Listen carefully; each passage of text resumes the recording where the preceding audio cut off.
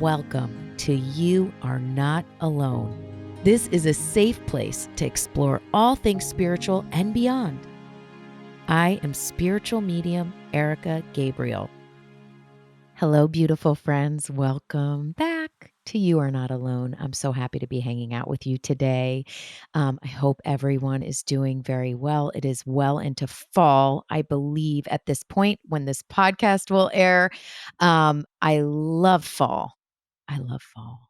End of summer is rough because you're like, it's slipping away and like it's so intense. But I feel like fall is great. I'm pretty basic like that. Like I like a spiced pumpkin, whatever. I'm into all of that. Are you guys? Do you like it? Um, so I'm so happy to hang out with you guys because I think you guys have heard me interview my husband and us talk about our relationship. That was incredibly personal. Um, but I feel like this is one of the absolute most personal episodes I've ever done. And it's just something that I have not talked to you guys about in detail because it was so personal and because I feel like talking about Jesus is such a dividing thing, which is so sad, and can be so offensive to some people and can be so controversial, and I haven't really gone into it, and now I don't care. I really don't. I don't care, you know, if I offend someone because their beliefs are different than mine, that's okay. It's okay. Because that's what's beautiful about life and being a human. We all feel different things and have different experiences. And if you don't like this, that's okay. You know what I mean? Like, it's cool. It's cool. And I just want to speak my truth also here because, so many of you are on very, very deep, very big spiritual journeys. You are seeking. How many people are on this podcast that this is the first spiritual, quote unquote, thing they've ever done outside of their own religion? So many, you guys, because I talk to you. I read your notes. So many of you are like, this is the most like, this is so out there for me. And so many of you are like, I have been connecting to spirituality for my entire life in this way. This is just a fun podcast, or this is a fun reminder, or whatever it may be. So, the reason also is because last week, if you listen to last week's, listen to it. Okay. If you haven't, right? Listen to last week's. So I've never told this story in detail. And then I get the opportunity to interview Marianne Williamson because she released a book about Jesus, like of all things, right? Of all things. She has absolutely no hold back on talking about Jesus. In fact, it's part of her calling to do this book. You know what I mean? And it's very interesting because she's Jewish and she helped support me inadvertently to be confident in telling my story and not worrying about judgment and talking about what Jesus means to me. And it just gave me that continued confidence, which is really interesting because have you ever heard me not want to talk about something? Like, I can't think of anything that I've been like, I don't want to talk about that on the podcast. Like, you know what I mean? So this is kind of it. This is the thing. And when I've alluded to my Jesus story, I get a lot of feedback. Tell us. Tell it to us. So here it is, and I'm going to tell it to you straight and I'm going to tell you exactly what happened. Okay? Okay? So let's take it back to year I don't fucking remember. I need to do the math. Let's see. 23 years ago. So let's go with 2001. How does that sound? Let's like stick with that. Okay. And I have been spiritually seeking deeply my entire life. Like, I reread journals that I was writing when I was 12 and 13, and it was all about questioning God and wanting to understand God and wanting to go deeper and, being confused about seeking God through religion. It's just always been who I was. And even at a young age, as you guys know, at 7 years old, I started seeing and feeling and sensing, quote, dead people, right? Or energy or imprints of energy or certain things that you would call ghosts, but we know they're not ghosts. Please go back and listen to my podcast on ghosts. But that was at such a early age, and at a very, very early age, probably before 7, I remember looking in the mirror and, like, touching my face and acknowledging that this was a new face, that I had had other faces, like, "Oh my god, this is me now, this is me," and I remember thinking that and feeling really afraid and really scared and just carrying that with me.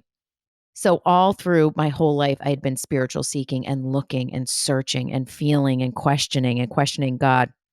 I remember in 5th grade, the first time I hung out with my best friend, who I literally just took a walk with. We've been friends for, oh my gosh, I don't know, guys, what, 35 years? Let's see. Yeah, something like that, 36 years. And the first time we hung out, we were at like a back to school get to know ya event at our middle school. I had not been with her through elementary school. So this is the first time we're hanging out. Like this is like pre 6th grade hang, get to know ya, get to know the teachers, whatever. And in very typical Erika and Priya form, her name is Priya, we were rebels. I'll do a podcast on being rebellious and not a good kid, but very sweet. I've always been very sweet, but naughty. Um, and in very much Priya and Erika form, we left the like auditorium where everyone was socializing and we were like, let's walk around the school in the dark and like go into classrooms that we're not supposed to. And like, we just did shit like that. Like, we weren't going to mess up anything. We weren't stealing anything. We just wanted to do something that not everyone else was doing. So we go walk around and we end up sitting on either side of a water fountain. And we started to talk about what we felt was beyond the stars, what was beyond the darkness, what was the universe. And we went deep in, guys, like conversations I would have today. And we were, God, I was 13 when I started high school. So 12, 11, so we were 10 years old. So this is a lifelong seeking that has led me to many places. I have delved into the world of cults, although I didn't get very deep in because I was like, this is a fucking cult. But I have delved, I've searched. Um, Background. My mom is from Sweden, born and raised. She was raised, a lot of Sweden is Christian light, right? Appreciation for nature and outdoors and a connection to God. And I'm sure there's extremely religious people in Sweden, but the way that I saw it through families and through being in Sweden, I grew up going there every single summer, was Christian light. And my dad is Jewish and was born and raised in Brooklyn, New York, in an all his neighborhood was all Jewish. So the way that things were set up at that time um, was all of the Italian people lived in one neck of Brooklyn. All the Jewish people lived in one neck of Brooklyn. The Spanish people, the black people, the white people, everyone was completely segregated. It wasn't that you couldn't go into the other neighborhoods. It's that you didn't. You stayed in your neighborhood with your people. So my dad was raised in a all Jewish neighborhood, very religious Jewish neighborhood, and that's how he was brought up. I should also tell you that the connection that I have to Judaism and to being Jewish is very, very powerful. And it means everything to me. I could cry. It means so much to me. And the Jewish religion, Jewish traditions, the Jewish community, the Jewish people, Israel, it means a lot. And I do consider myself Jewish, non-practicing, non-conforming. I don't know how to explain it. It's like culturally Jewish. And also I believe a lot of the things in Judaism. But I am non-religious. So this is where we get into the intricacies. And I want to tell you guys this story because I know so many of you guys feel this way. I know so many of you do because we talk about it. I talk to people that are literally talking to me from very strict religious communities. And they're like, I love God, but I don't love this religion. How do I marry that? How do I remedy that? And so that's part of the reason why I wanted to tell this story. And also because of what the conversation I had with Marianne. So I went to church on Christmas and maybe Easter. I don't know. The organs made me cry. Pictures of Jesus made me cry. Stained glass windows with Jesus on them and the stories made me cry. And then I would go to, a bar bat mitzvah or a seder, and I would feel the deep feelings and connection to Judaism. So I was good and fucking confused. You want to confuse your kids, raise them with several religions. No, I am so, so, so grateful for what I've been exposed to. And I love my parents so much. My parents didn't get along. So there was also a component of not wanting to like commit to a religion and, like I felt like it would be like choosing sides or something. But I was seeking and seeking deeply and was seeking through my teen years. And then I got into my 20s and I was cocktail waitressing. I think I was 21. I was cocktail waitressing at the Standard on Sunset Boulevard in Los Angeles. Like, is that so epic? That's so like, that's just like a movie. I was a cocktail waitress on Sunset Boulevard, like in Los Angeles. We wore plastic skirts and knee highs and white high top sneakers and like little t-shirts. That was a crazy time. And around that time, I was completely, utterly, totally heartbroken. Heartbroken.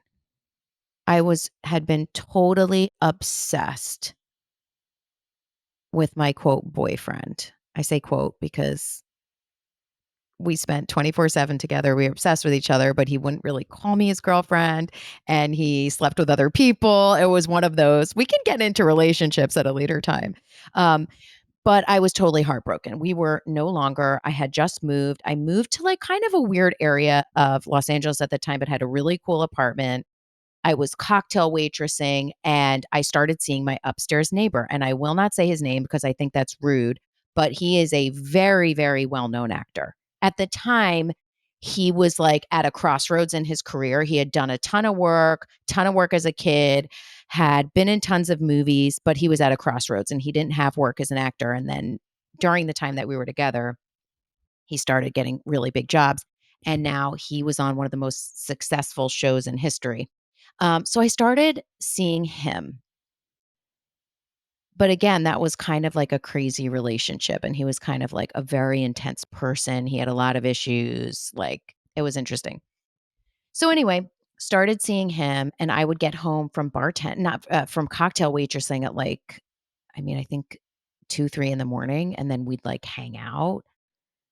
Um, But when I was cocktail waitressing, there was a lot of drinking. Like when the bar closed down, the bartender would line up shot glasses and like everyone would get crazy and then like go out on the Sunset Strip. So I was wild. I don't know what else to say. I was wild and partying but I wasn't happy. And I was still searching and searching for God and confused. And I woke up one day in my apartment. It was late. You go to work at these places at like 9 at night or 8 o'clock at night. So you sleep late and you're up late. It's like, it's not a healthy thing. But granted, I was 21. So There you go. I guess I had the energy. I don't know. So I woke up.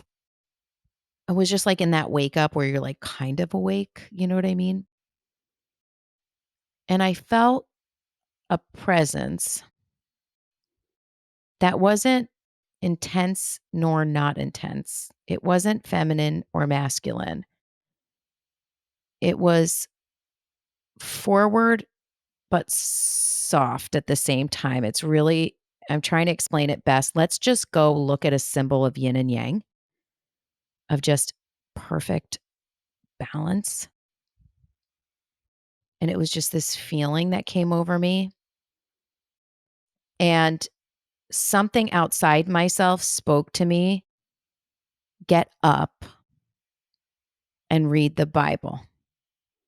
Get up and read the Bible. And I'm like laying there, like hungover, like, what the heck is going on? And in my mind and my awareness, I became aware that that was Jesus speaking to me. And I got up and I went to there's tons of Christian bookstores in Los Angeles, guys.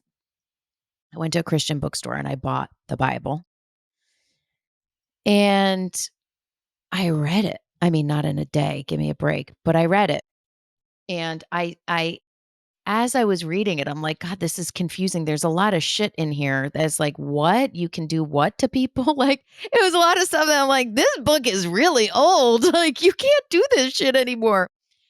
But as I was reading it, I was just like, whoa, like I was overwhelmed with Jesus. It was like a miracle. He was like the star of the freaking show. It was like, whoa, this radical Jewish Middle Eastern rabbi.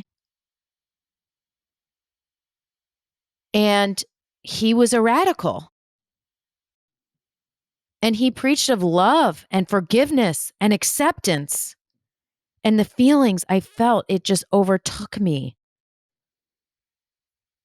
And then I bought a Bible that just highlighted, quote, what Jesus said. I mean, this book was written a long, long, long, long, long, long, long time after Jesus's death, right? So anyway, but I felt the feelings. I felt it. I felt the feelings so deeply. And I started to have a love affair. I don't mean that in a weird way. Like just I was in trance and had a love affair with Jesus. And my initial reaction was like, "Oh my gosh, I am like a mega Christian." You know what I mean? I'm like, I am a super Christian, And I was Bible surfing, which is basically where you just like flip the pages, like, and then when you hear stop, you stop and you read that passage, and that passage is what's speaking to you. I was talking to people about Jesus. I was like on fire, is what they call it, on fire. I was just like, oh my God. Jesus spoke to me. I feel the feelings. I get it. I get it. He's there. It's love. I feel him. It's acceptance. It's forgiveness. It's love. Like I felt him everywhere. I felt his love over me like a blanket. It was just overwhelming. I just was completely enthralled, and it was not in my mind. It was in my heart. It was so big, you guys. And there's no way I can do this justice. I just can only explain. And at that point, I'm like, I need to go to church. I need to figure out what is happening with me. So I talked to my sister, and when she did, you know how you do counseling before you get married? Like if a rabbi is marrying you or a priest is marrying you, you like have some counseling sessions with them first, and they ask you questions and stuff like that. I never did that because my sister married us. But basically, my sister had done like the premarital counseling with this amazing minister in Los Angeles who was like the head of the archdiocese of the Episcopalian Church in Los Angeles. So I went and talked to him. His name was Ernest Medina, I think, Minister Medina. Um, Lovely guy. Lovely, lovely guy.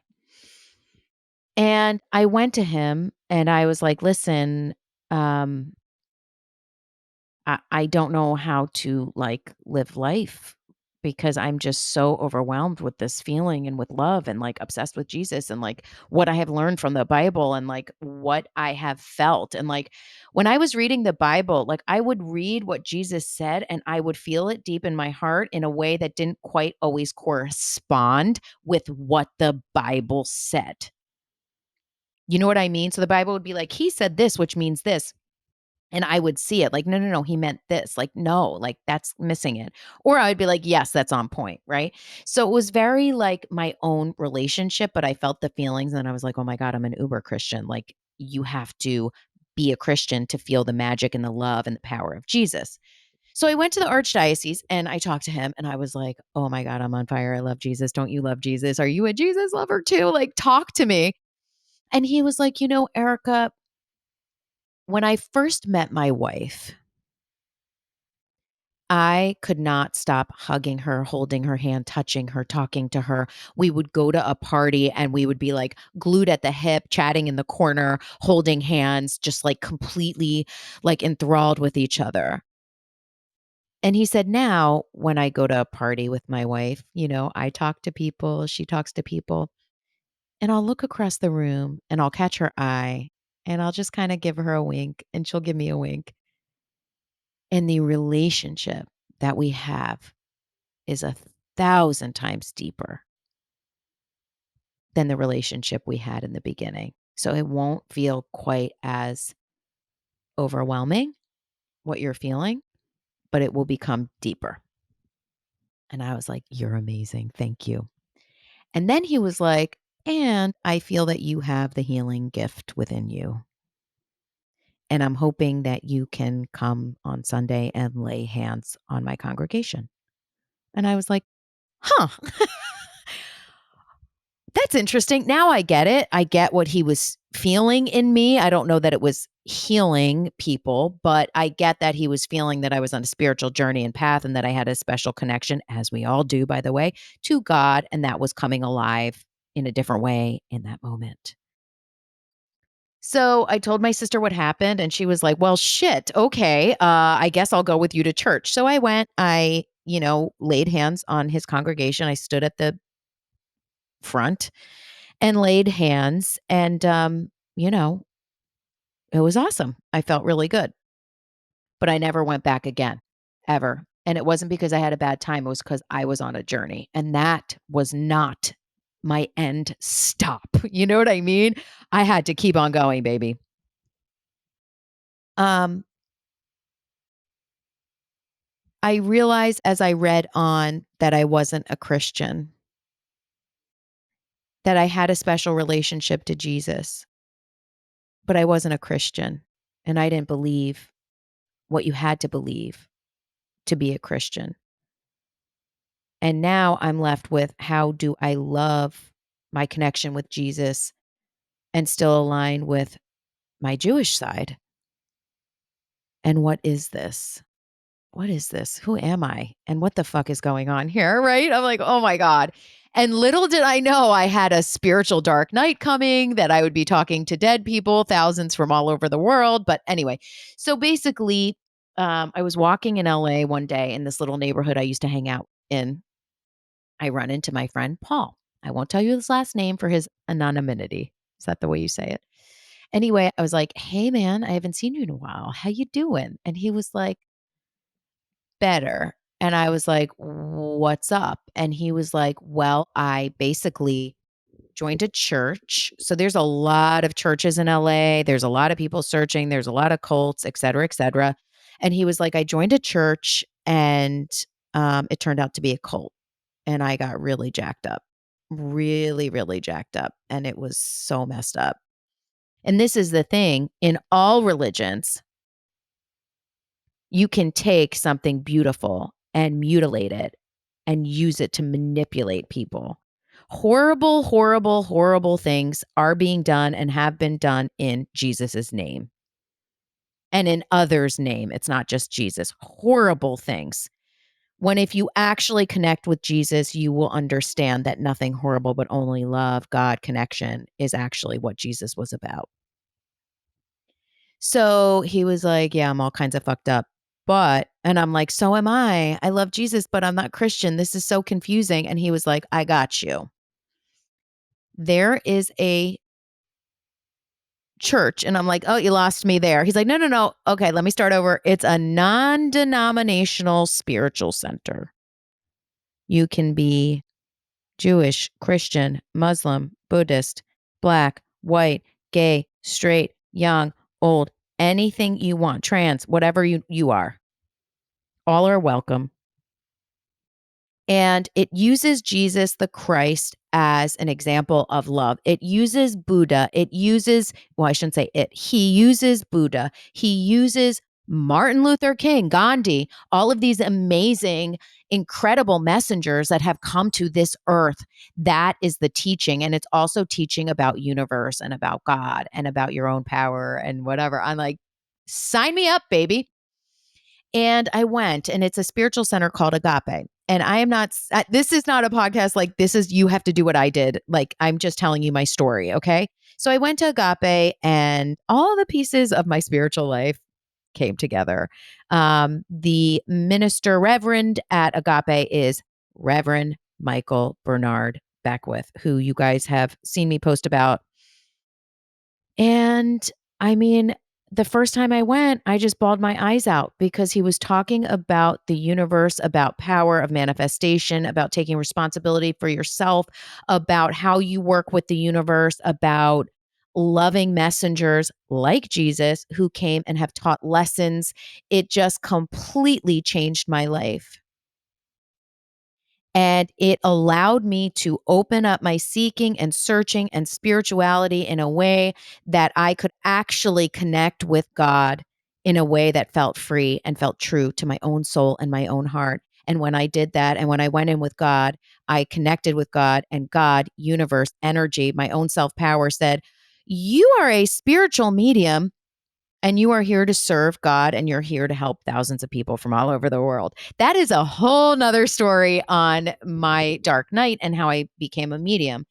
But the point is that through my seeking, it led me to Jesus, and Jesus is who helped me become a spiritual medium. So when people in Jesus's name say I am a devil person and that the Bible tells that I'm a horrible person, it's just funny because I'm like, really? Because the actual Jesus helped me become a spiritual medium, because Jesus led me to understanding, led me to the feeling, which led me to deeper connection to God, which led me on the walk that day, which led me to Paul, which led me to Agape, which led me to Reverend, which led me to opening up who I truly was, opening up my spiritual path without the confines and the rules and the fear of being labeled a certain religion. Jesus could be powerful and love without being a Christian Jesus. Isn't that interesting? Now, if you're a Christian and you love Jesus, that's just as good. There's nothing wrong with Christianity. I love all religions. Religions give you a roadmap, and there's so many ways where it is so beautiful. And there's so many times I wish like I could just be a religion, because it would be so nice. You know what to do on Sundays, you know what to do on Saturdays. You know certain steps and certain ways that make life so beautiful. So there is nothing wrong with religion. This is not an anti-religion podcast. This is a story. So my pathway was through searching. My pathway was through being a deeply God searching human. That was my path. My path led me on many roads, very painful, twisting, turning roads. And also, true story, Jesus helped me become a spiritual medium. I will forever love Jesus. Marianne helped give me permission to love Jesus as a medium, as a, partially Jewish person, as a Christian family person, as a seeker. Whatever gets you to that connection to to God, sorry. Whatever gets you to your connection to God in a way that feels loving and beautiful to you and that helps you, connect with yourself, with your God. Whatever gets you there, I say amen, right? If you're not hurting others, of course. Jesus was on the door, is what Marianne says. Jesus is his name is on the door. How cool is that? She's Jewish, by the way, both parents. You know, you may have Buddha's name on the door. I think the issue comes when it's like Jesus is the only way. Other than that, you're going to hell. It's like, whoa, hold that phone. Hold on a minute. Right. So there's all kinds of ways, whether you are Buddhist, Muslim, Hindi, is Hindi really? Yes. Yes. Um, Christian, like it doesn't matter. Find your way to feel God within you without judgment, which took me a long time. I really, really hope this made sense. Read Marianne's book, The Mystic Jesus. Go listen to her interview last week. Thanks for listening. This was really, really personal. And I feel like exhausted right now because this was so personal. Um, share this podcast. Share this podcast maybe with people that are stuck and don't know and don't have permission to go to a religion or even leave a religion. You don't have to abandon Jesus to leave your religion. You can feel Jesus. You can feel Buddha, Allah, Moses, whoever, without the confines of a religion. If you want, if you feel it in your religion, God bless. That's wonderful. Do it. This is saying if you feel something, let the teachings be for you, for your connection to God. The teachings don't have to be under the confines of religion. I can take this incredible, powerful experience with Jesus and carry it with me for the rest of my life, no matter what. Be free. Be free. Connect with God through your own heart. God is within you. There is a beautiful connection to God within each and every one of us. Feel that. Feel that. If you take nothing from this podcast, take with you that you are not alone. I love you so much. God bless you. Please share these podcasts because then it helps me keep going. Follow me at Spiritual Medium. At Spiritual Medium? Yeah, at Spiritual Medium Erika. Follow me on Instagram, you guys. Go to my website, erikagabriel.com. Check out any stuff that I have on there that you might like. You can book a reading. If you email info@erikagabriel.com. What else? I love you. Take care. God bless you. And we'll talk again soon.